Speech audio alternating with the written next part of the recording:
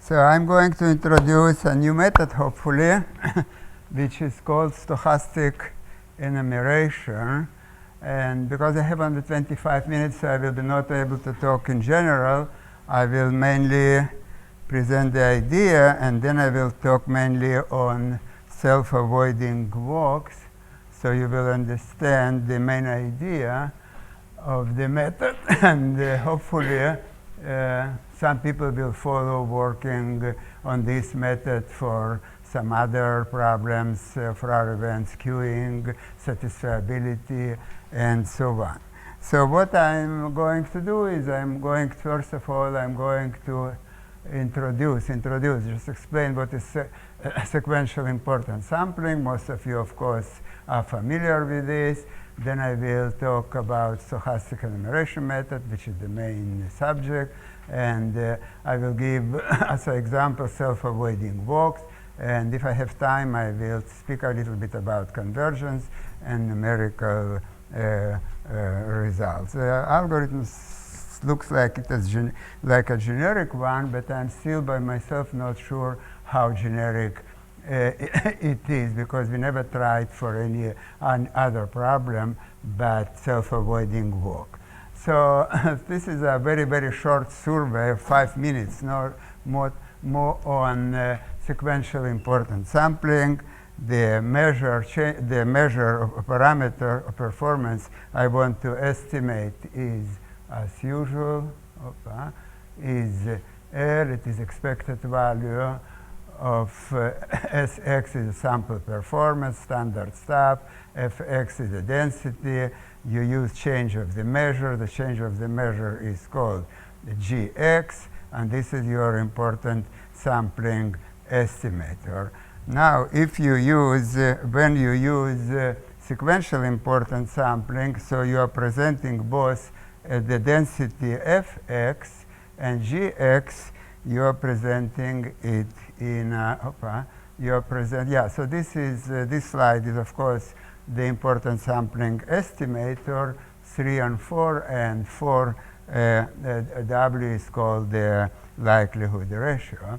When you use sequential importance sampling, you want to present your density Gx, and of course the Fx, the underlying one, in formula 5.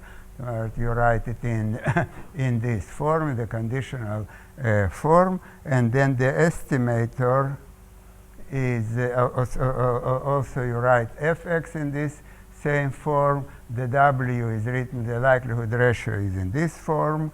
And of course, you can write everything recursively in the form of 9, and the final estimator is given formula 10. It's nothing new in any standard textbook. You have it, and there are a lot of literature now on sequential important sampling. There is many groups, a very strong group of people like Percy Diaconis, and also here many people are using sequential important sampling to use it for our events and counting. I will skip hidden Markov models because I have no time, and I will go directly to self-avoiding walk, which is where the sequential importance sampling has been already applied. So I will show the state of the art. The state of the art of self-avoiding walk is a Rosenbluth algorithm in 1959. It's called one-step look-ahead algorithm. I'm going to explain it. Then I will introduce our stochastic enumeration method. I will show that one-step look-ahead of Rosenbluth is a particular case of our algorithm. I will try to show that the algorithm is generic, and then we'll show how this the method generalized also, and how much better the numerical results are. And of course, I will speak of convergence if time permits. So what is self-avoiding walk? This problem was actually introduced to me by Percy Diaconis several years ago. I didn't know about it And the problem is like this, but still the problem was open 5 years ago. I don't know whether I solved it properly, partially, but anyway, you will judge. So you start at point 0, at point 0, 0, let us say in the plane. Self-avoiding walk can be on the plane, it can be in three-dimensional space or whatever. So, and you can move in one of the four directions, right, up, down, and left with uniform, with the same probability. And somebody gives you a number like n100. n100, it means that you want to perform 100 step, and you want to count the number of self-avoiding walk of length n100. 100. What does it mean, self-avoiding walk? Then when you have a trajectory like here, it goes and it doesn't come back to the point where it was already.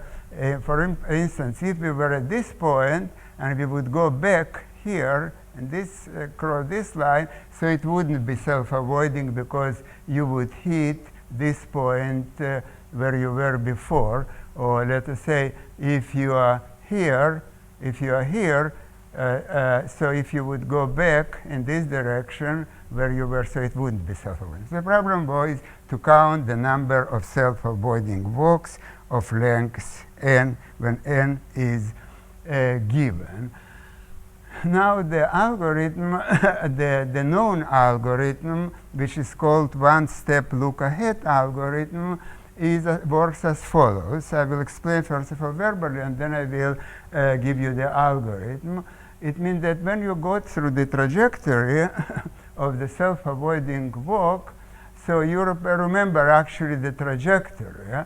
And if you, let us say you are at this point, so you know that you cannot go back because you trace the trajectory, so you cannot go back like here, and you will not go like here. So you have actually two ways, only two possibilities to move, or up or to the right.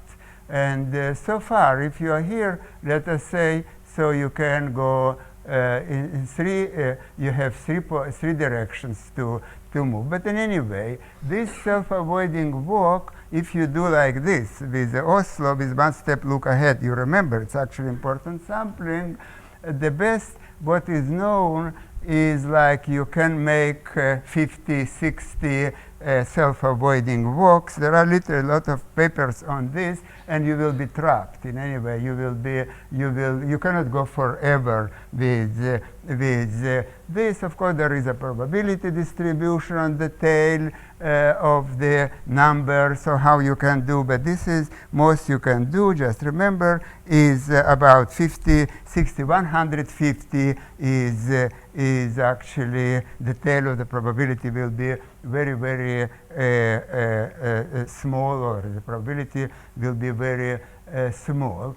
So the algorithm is summarized here, and what I said is exactly what you start at point, you start at point 0, 0, at point x 0, point 0, 0, and then actually the numbers d, this is will be your sequential important sampling, and of course here the conditional probability d1 is how many steps you have to go from the original. Of course, d1 will be 4, but d2 will be already 3, and so far, and it depends on the online. You trace the trajectory, so you will have d2, d3, some numbers, and this will be your important sampling. This will be your online important sampling gx whatever, and this is very, very simple to put in the framework of sequential important sampling. Again, in any textbook, you can find this algorithm, and the final estimator is given here. It's a sequential 20 in formula 20, and this is the sequential important sampling, classical sequential important sampling estimator. And this algorithm is known from 1959, 50 or 60 years nothing for B, nothing, there were no breakthroughs in this field. So what we are doing, let me explain you first of all verbally, pictorially.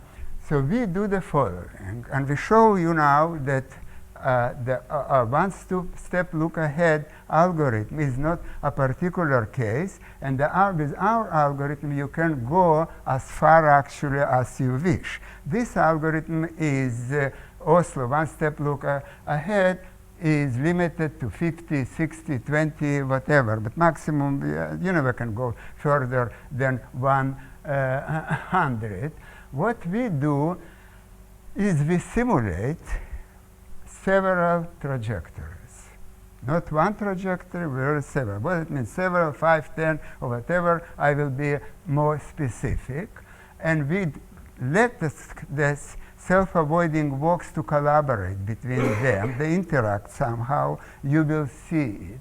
By doing so, you can actually expand the trajectory very, very long. It means that if I simulate, let us say, start with 10 trajectories in parallel, so I can go very far away. It will be not 10 multiplied by what Oslo does. It's different, but I can go far, much more further, and the complexity is more or less the same as Oslo. It will be n squared. So if I have time, so I will explain. So what we have here, like in the cross-entropy method, we have here what is called a lead sample, and we start always with a lead sample with some number. Before reading you the exact algorithm, I want to show you this on a pictorially. Yeah? So assume that you started from four trajectories running in parallel, and all those 4 trajectories, you are at point 0, and you start 4 trajectories. You can see 1 red, blue, green, and yellow. This will be your elite sample, n equals 4. What you do next is you do what is called full enumeration. It's a different algorithm, and it can combine, it contains important sampling. It's kind of splitting, but it's not splitting. Splitting works much worse than our algorithm. What you do now, you have started with 4 trajectories. Let us see the following step, what we do. After we generated started with those 4 trajectories, you can see them again, the same 4 guys here. You do full enumeration. Full enumeration you cannot use in computer science or in counting because the problem are typically NP-hard. But here you do full enumeration for small numbers, so you never run in those computational difficulties. So what you do, you have 4 trajectories, and for each of them you do full enumeration. You see what does it mean? That it's analytical part. And when you do analytical instead of simulation, you always do say variance reduction. So if I start here with this trajectory, that made first step, so I still have 3 movements to go. You see the red goes here, it can go here, it can go here. I cannot go back. So Oslo reminds, one step look ahead reminds for all these trajectories 2, but I'm running in parallel. And here it's just very simple at the beginning. If I start from the other trajectory, let us say from this one, I do full enumeration, and I can have 3 steps. So of course, altogether, when I go from level 1, from first movement to the second movement, I will have already 12 self-avoiding walks. You can count them. All of them, they will be 3 green, 3 red, 3 blue, and 3 whatever, 3 yellow and 3 green. Here, everything is symmetric at the beginning, but after, everything will be no. What I do next, I do next stochastic enumeration. What it means stochastic enumeration? I started with 4 elite samples. Let us say here, I want to keep 4. It doesn't matter, 4 or 5, but a number.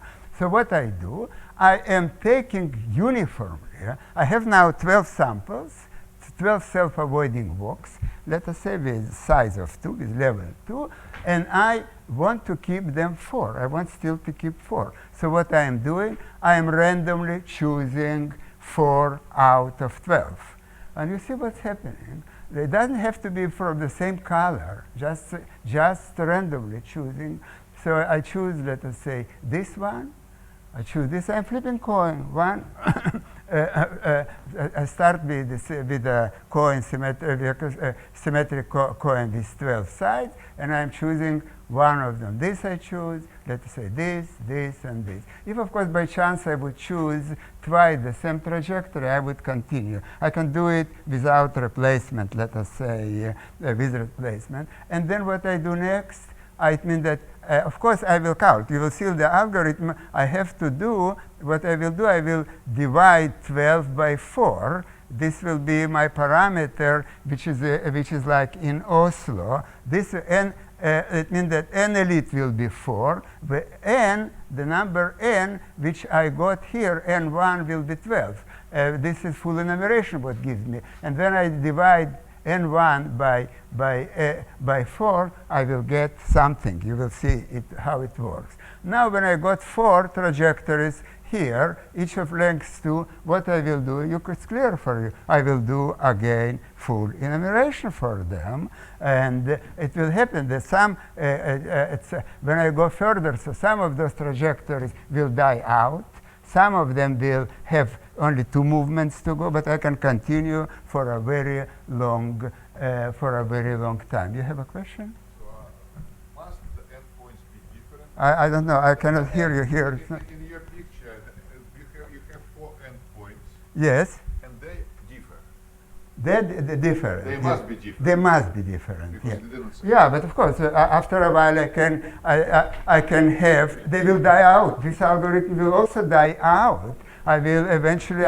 I will have 0, but I will have even with 4, even with 10. But they will die out not after 20 simulation or 50. The algorithm will die out. You will see it after several thousand of such guys. But let's say I want to keep 4 if I can. So let us go to the algorithm, and then of course this v1 parameter will be exactly as parameter d, which was for self-avoiding walk. And so I start with v1, and I go to v2, and I go to vt each time making only moves like this. I have a lead sample 4, then in the space, then I'm doing full enumeration, whatever I get from 4, let us say, not exactly 12. I can get 10, 12, 11, 7, and they can die out. And my estimator, final estimator, is given here. And now if you plug n1, it means that in how many elites I start. In this example, I started with 4, let us say, and this will be the product, exactly as in one step look ahead. And if you plug here n elite equal 1, then you will get exactly the Oslo algorithm of Rosenblatt. And Vt, this Vt will become the d parameters of the conditional distribution. I think, and this algorithm works so nicely. And of course, you can do several such replications, starting with 4 or 10. I will be specific if I have time, how many I need, and but can optimize in this case. So you can do M replication like this, and you get your estimator. And again, as I said, in the one-step look ahead is a particular case. Just for you to see, if I start with 2 elites, let us say, it will be much longer already than with 1 elite. 1 elite is Oslo, and here I give you a trajectory, how it behaved, the trajectory with 2 elites. I'm starting, let us say, with 1. Then I have from 1 I go to 4. Then I have two elites. I'm always in the beginning will get 6 because I'm splitting 3 times. And so far you can see I've been getting different numbers. I never go further. I cannot go from 2 to 7 because there are maximum 3, and somewhere it will die out. It means that I will eventually have 2 elites or 1 elite or whatever, and it will become 0. How much time do I have? Almost finished? 3 minutes. 3 minutes? Yeah. 3 minutes. Okay, I will show you numerical result. And what another table, I have only proved the asymptotic, not asymptotic, I have only the proof of complexity, but there are still a lot of things here to establish rigorously. But just for your information, I want to, we were running Oslo estimator and our estimators. Also, it means that an elite equal 1 and some others. So see what's going with, and this is kind of histogram, or some kind of distribution what we got. When we run Oslo with 1 elite, which is Rosenblatt algorithm, 10 runs, so in average what we got is 64 the length of the trajectory. We cannot go further. In average 64, so there were some trajectories, and we put them in order statistics, 10, 20, and so on. With 2, you start with 20, and you finish here with 216. If you have, let us say, with 35 elites, you would running in parallel, so in average you can go till 4080 lengths of the trajectory. Now I show you numerical results till how we go. Of course, we were also doing splitting algorithm here. If you think about it, it's kind of optimal splitting. When I do full enumeration, it's kind of splitting. You also do deterministically something, but here it's in the way will be optimal. If there is an optimal splitting, in some sense, so this algorithm does you because it's completely full enumeration, deterministic. So it has only one stochastic component in it. So I'm not going to, this is a splitting algorithm with some timetables. I want to show you